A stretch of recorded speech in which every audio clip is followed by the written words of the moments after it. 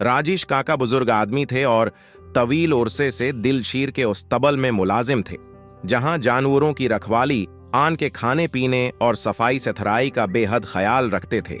दिलशीर साहब बहुत रहम दिल इंसान थे। गांव के लोगों के साथ साथ वो अपने जानवरों से भी बहुत मोहब्बत करते थे और उनको किसी तकलीफ में नहीं देख सकते थे। जानवर भी उनकी बात समझते थे।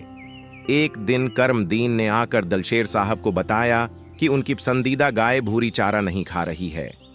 दिलशेर साहब तड़प कर उठे और हुक्म दिया कि जाकर हकीम साहब को ले आए। वो खुद बड़ी देर तक भूरी को पचकारते रहे मगर उसने चारे की तरफ देखा तक नहीं। इस दौरान हकीम साहब भी पहुंच गए। उन्होंने भूरी की पूरी जांच की और कहा कि वह बिल्कुल ठीक है, कारण क्या है यह नहीं पता।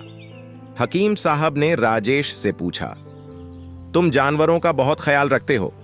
आज जानवरों को लाने के लिए किसी और को नहीं रखा गया था।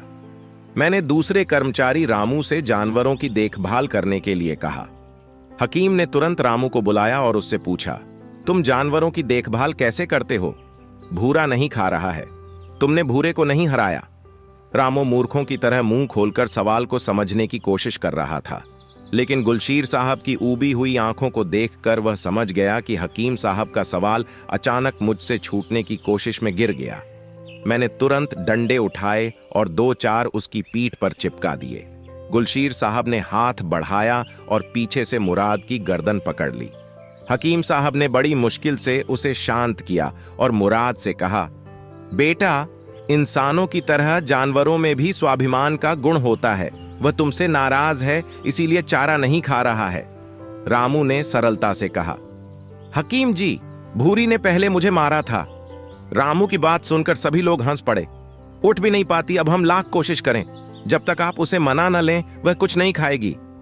रामू बहुत शर्मिंदा हुआ। उसने गुलशीर साहब से माफी मांगी और भूरी को सहलाने लगा। तभी रामू ने अचानक अपनी गर्दन घुमा ली और भूरी चारा खाने लगी।